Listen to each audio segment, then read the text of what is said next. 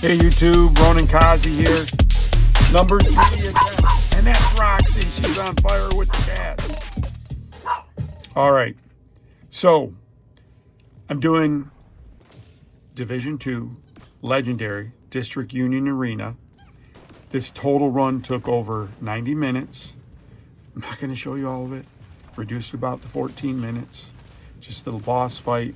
We wiped once. So this video is about when should I stay? When should I leave? And in all parts of my life, when should I stay and when should I leave?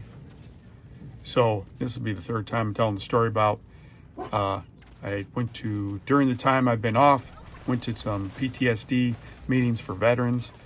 And while I don't have PTSD, I didn't really have trauma. I do have like maybe anxiety about stuff, and really that's induced from the Coast Guard. The motto of the Coast Guard is Semper Paratus, always ready.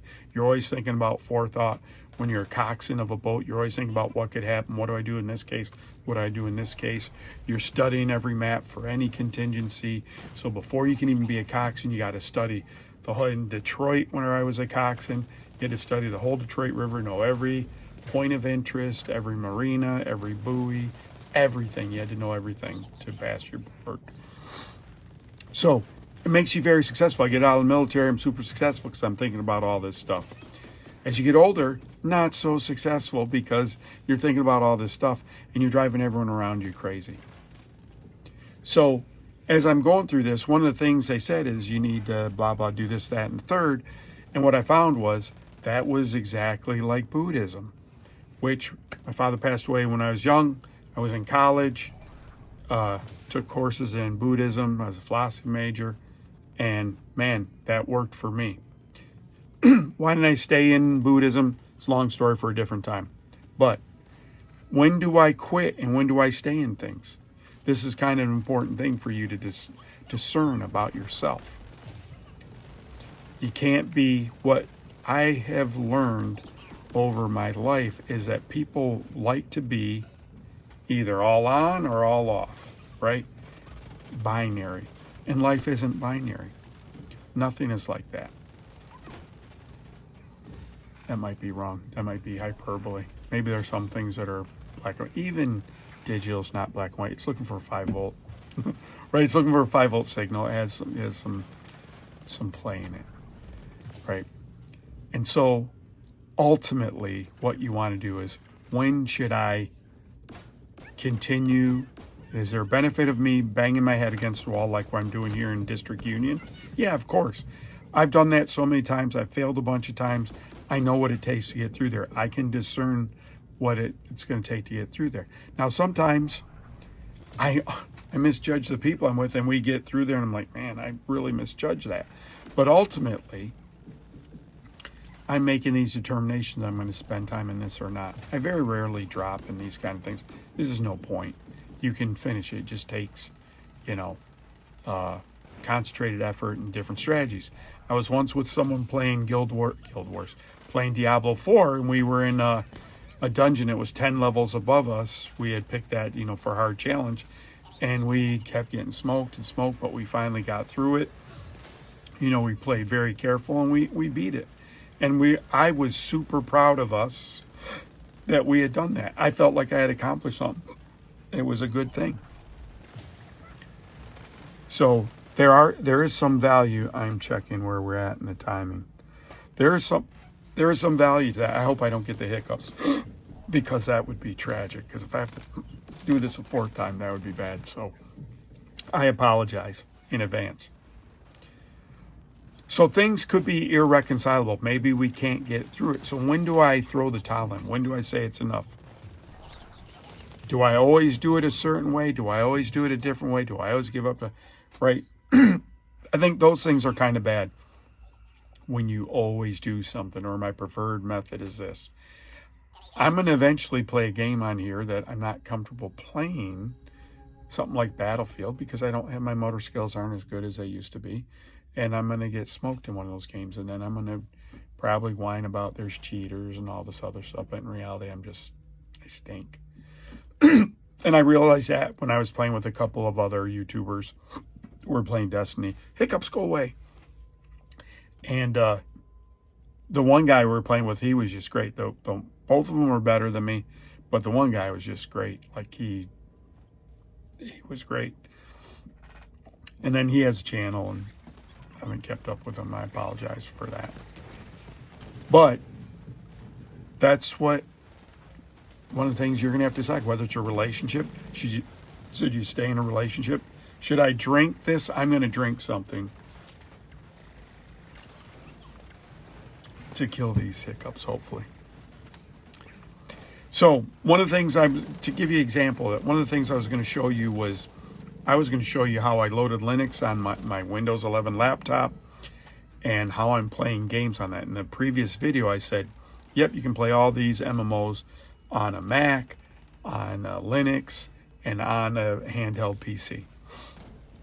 So when I went to do that today, I ran into a lot of problems.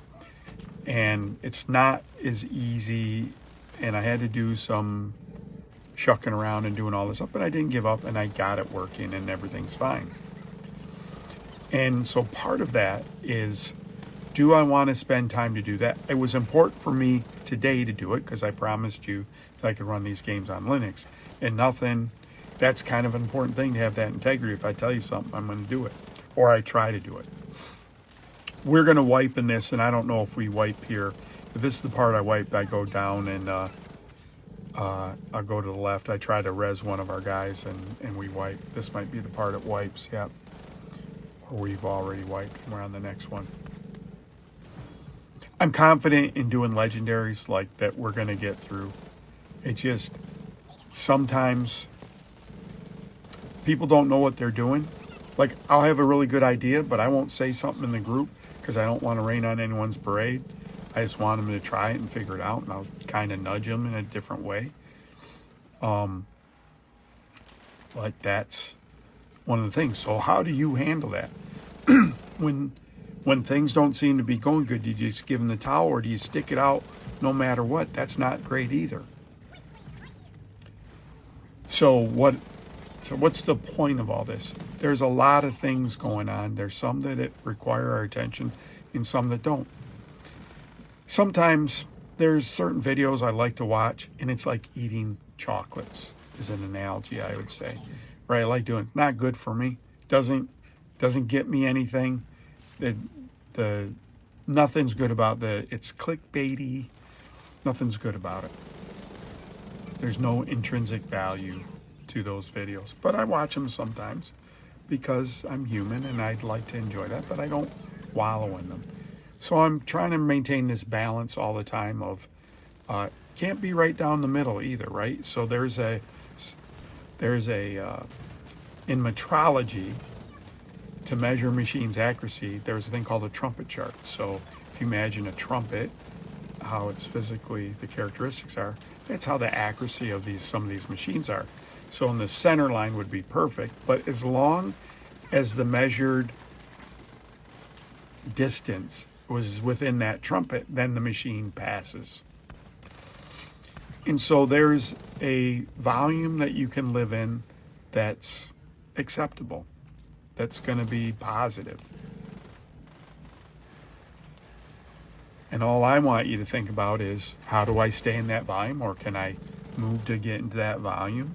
Can I work to be more, understanding of things? Or let's say you want to learn a language or whatever, learn the guitar or sing or do karaoke or whatever it is. How long are you going to stay with it? If I told you that you wanted to play the guitar, but kind of the main thing is developing calluses on your fingers so that you can play the guitar and it's not painful for you to do that. Once you get kind of past that, it's a little bit easier. So everything has a threshold of when you're beginning. They do that in boot camp. I don't know if this is the video I talked about boot camp before because I've done it so many times. YouTube. So that's what boot camp is. They teach you how to fight fires, but knowing how to fight a fire, take the fire extinguisher off the wall, pull out the pin, pull out the hose, aim it at the base of fire, squeeze and sweep back and forth is different than doing it in real life. For me, boot camp was tough because I'm a shy person. Why are you doing videos? I was a shy person, so doing that in front of everyone looking stupid, like I didn't want to do that. But I ended up doing it. I did really well in boot camp because I was a college kid, and it was like a turkey shoot. It was easy for me. Physically, I was a young kid, so I could do all that. So I did really well in boot camp. And what I found was, after college and boot camp, I could do anything. And the Coast Guard was great for me because I could do anything. And then when I went to my next job, I could do anything at that job. And when I went to my next job, and I was at that job, so I was in the Coast Guard 13 years, did great. Next job, 13 years. Next job, 7 years. Like I'm pretty confident I can do pretty much anything. You know, it's just whether I want to do it or not. And that's really the thing for you in any of these games. You got to find a game you like. Not everyone likes role-playing games. I like role-playing games because I get some progress. So like I'm measuring this progress. And in some of those games where I'm not getting progress, or if it's, I like a game where I can stop, and if the dog is barking or the cats are going crazy, I can pause the game kind of and be okay. And I like being in MMOs like I'm here in the Division because I like working with other people and seeing if we can get through here. This was 90 minutes, and I'm like, I want to get this video out by 7 o'clock. It's not going to get out, and I've made mistake after mistake in the audio portion of them, checking the time so I don't go over. So I'm going to persevere because I want to get the video out, and part of me was saying, hey, is it really important? Do I got to have a video out every day?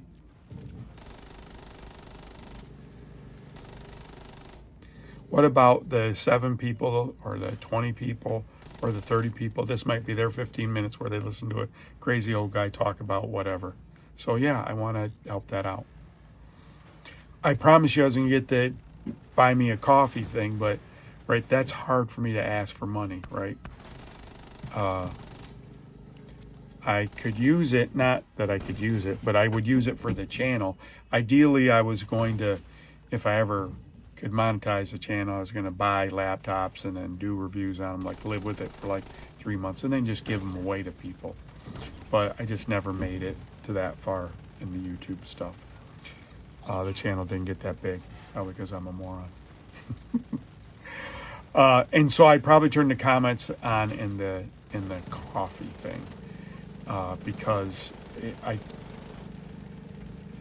making the videos can be tedious sometimes, and then trying to address everyone in the comments can be tedious. And so kind of the reward would be, if someone dropped $1 or $5 or whatever, right? The least I could do then at that point is make a concentrated effort to engage them and talk. Might be kind of whorish, but I'm not looking to replace all my income. I'm just looking to kind of have something that kind of helps my time and helps me give stuff. I would really love it to just give away stuff. Not like Mr. Beast. I'm not going to make you do whatever that thing was then. Netflix make you do some crazy game for it. But anyways, when do you stop? When do you start? When do you keep going? Are your relationships, do you bail out of those relationships? When you're younger, I'm going to tell you this, when you're younger, you have more incentive to bail out of those relationships because you're learning yourself too. I think it's kind of hard to know what you want and then at 25 and then just be dialed in there. I'm sure it works for someone, but I think most people aren't dialed in at that point in their life. So when do you stay in a relationship, and do you stay in somewhere? What if the relationship isn't going to result in marriage? Should you stay in it? You're going to learn a lot. You're going to learn a lot about that person. If you love that person, you're just spending time with them. Not everything has to be completed, like this mission that I'm going to complete. YouTube. So we're getting close to knocking this guy off. This is near the end. I appreciate everyone that's started watching these again. I really appreciate it. It's very humbling. I looked at the channel over those couple of years and I wondered, what should I do? And, I wasn't in a position where to do anything, but now I am. So I want to thank everyone. And that's District Union. We're about to beat the boss right now. Thanks, YouTube. Bye.